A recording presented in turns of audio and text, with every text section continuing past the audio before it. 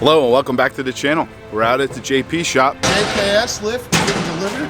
Yes. Looks like a few of them. A few of them. I see two right off. Lifts for days? Is that what we got going on here, guys? Like 5 lifts over the next couple days. Nice. I like it. I like it a lot. It's a palette of awesomeness right there.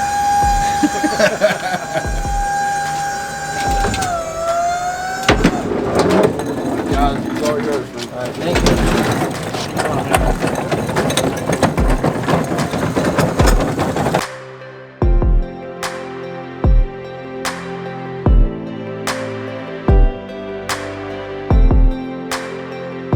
One day I'll learn to wear gloves. But today, guys, we're installing a 3.5-inch rough country kit, lip kit.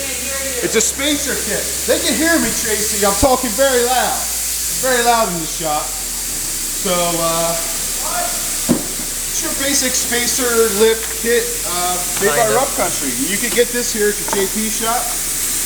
Working on this nice JT Gladiator. Hopefully the wheels will be here by the time we're done doing the lift kit installation and you guys can see the end results. And we're going to install now.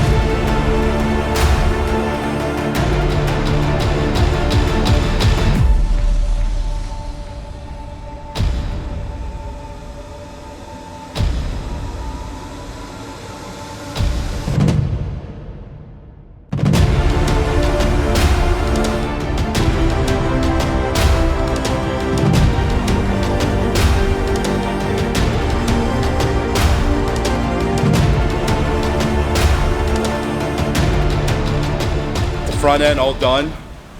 Tracy's going to give you an update of everything that mostly he did. We'll just go over on one side.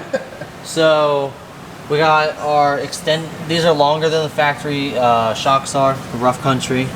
We also put in a 3.5 inch spacer on top.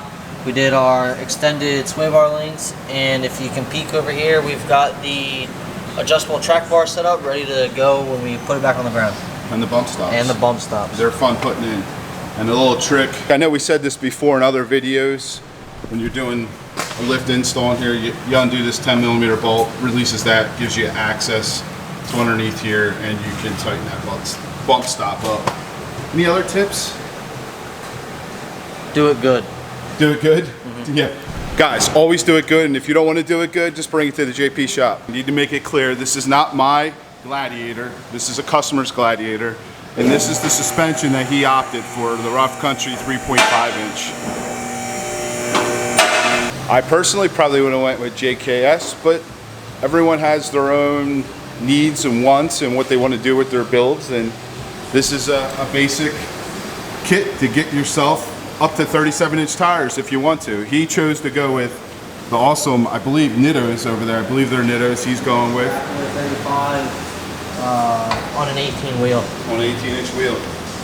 Wheels aren't here yet though. Hopefully they come in soon. Hopefully we can finish this today so you guys can see what it looks like when it's done. Actually, we goofed up, Tracy. Why?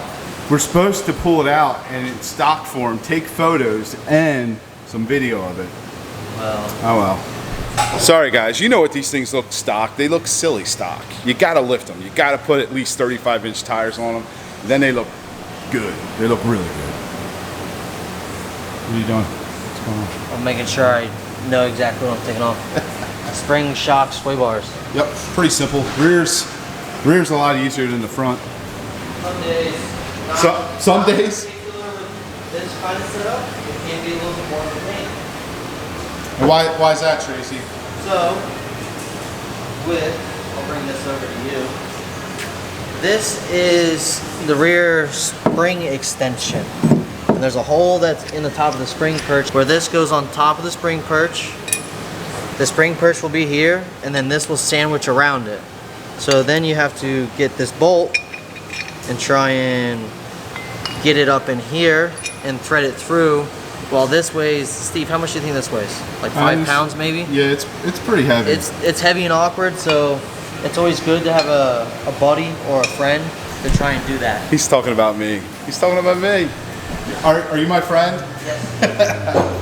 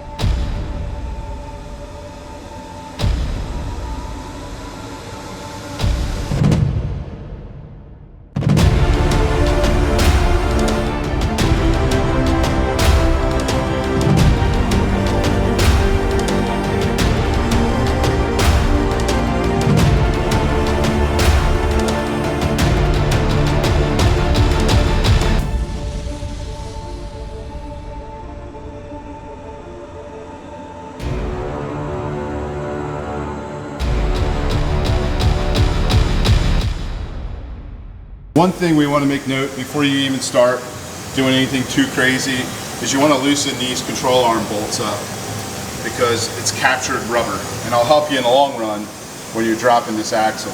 Also, this is a 2-piece drive shaft, so there's a little support brace up there, and you're going to want to drop that as well.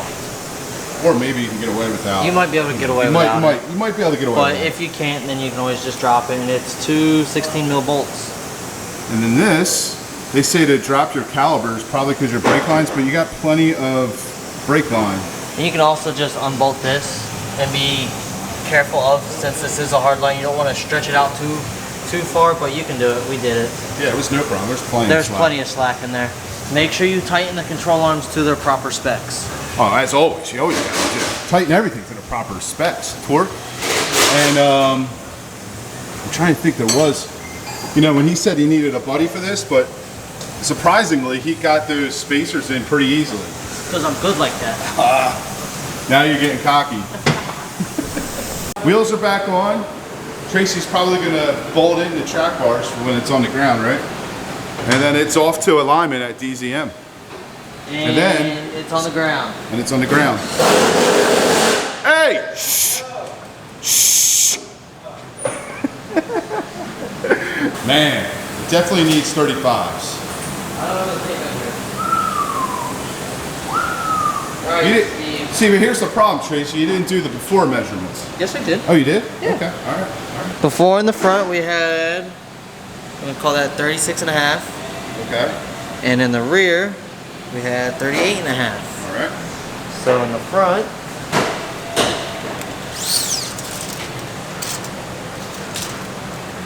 Oh. just a little over 40. Okay. Was that 40 and a quarter? Almost 40, yeah, 40 and a quarter. Yeah, 40 and a quarter. And then if we come over to the rear, we have just about 40 and a quarter. So it leveled it out. Nice. Time for some new meat and wheels. Yep. See you guys tomorrow, because that's not going to happen today. Alignment's going to happen today, though.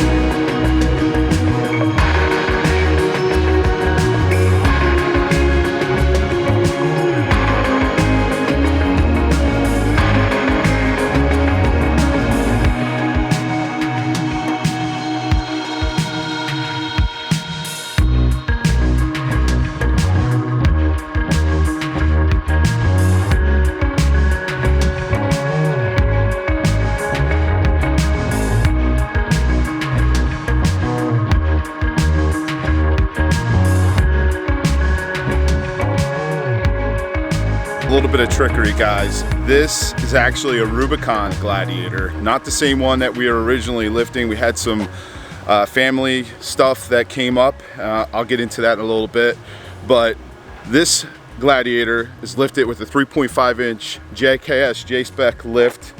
It's got 37-inch Nitto Ridge Grapplers, one of my favorite tires.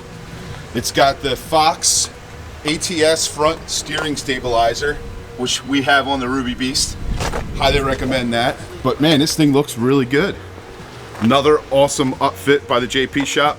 We'll be back to hopefully show the reveal. We were waiting on wheels with the other Jeep and the customer actually came and picked it up. But this thing is decked out. It's completely loaded. This one's almost like a 60,000. Tracy, you said almost 60,000? Yeah, I did the, and it's a launch edition. A launch edition. So what do you get with the launch edition? I already saw something different. This badge. Oh, the badge. It's got a front-facing camera that actually sprays washer fluid on the lens to clear it. I mean, this thing is loaded. Now this is what I call a Gladiator. If I were to buy a Gladiator, it would definitely have to be lifted right away. Oh yeah, we also used the Super Chips Flash Cal to calibrate the new tire sizes and shut off the TPMS. Well, we didn't turn it off. Well, we adjusted it. We adjusted the thresholds. But man, this thing looks nice.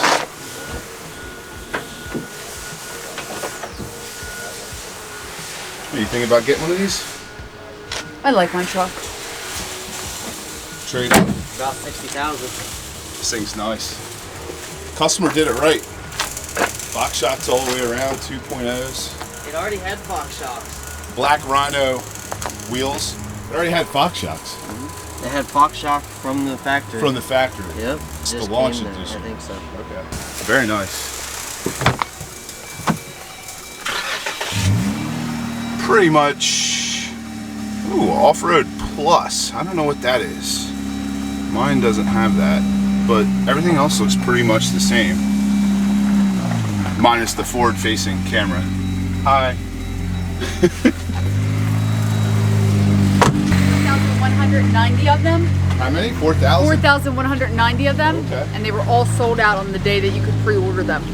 Oh, now I remember. There was a big debacle with the launch edition. The Jeep Gladiator Launch Edition is based on a fully loaded Gladiator Rubicon model. Yep. Only 4,190 of them were created because they're only only 4,190 of these will be produced, and they're available exclusively through a one-day pre-order program on April 4th, and they were actually all sold out. Yeah, and they were supposed to get theirs first, and I don't believe that they did, and there was an upcharge for it. And it probably because of the upgraded suspension and the badging. And, well, I do like this Gladiator. The Gladiator Launch Edition will be limited to a production run of just 4,100 units as a nod to the 419 area code of Toledo where they were made. Oh. And the price, a cool $62,310. Guys, back to the family stuff. So I know in a previous video we dedicated to Heather's grandfather. He unfortunately passed away earlier this week, and she's trying to bounce out of the camera. I'm sorry. It's okay. And that's why we had to sort of cut these videos a little bit. So send lots of thoughts and prayers for Miss Heddy, and we'll be back to regular content soon. And Heddy will be back to normal soon. Yes. Sorry. But, yeah, he's up in heaven and he's in a better place now. I know. Yes. I hope you guys enjoyed this video. If you did, please give it a thumbs up. If you're stopping by for the first time, make sure you smash tap. Do something to that subscribe button. Make sure you check out the JP shop. We love you guys. We will see you on the next upload.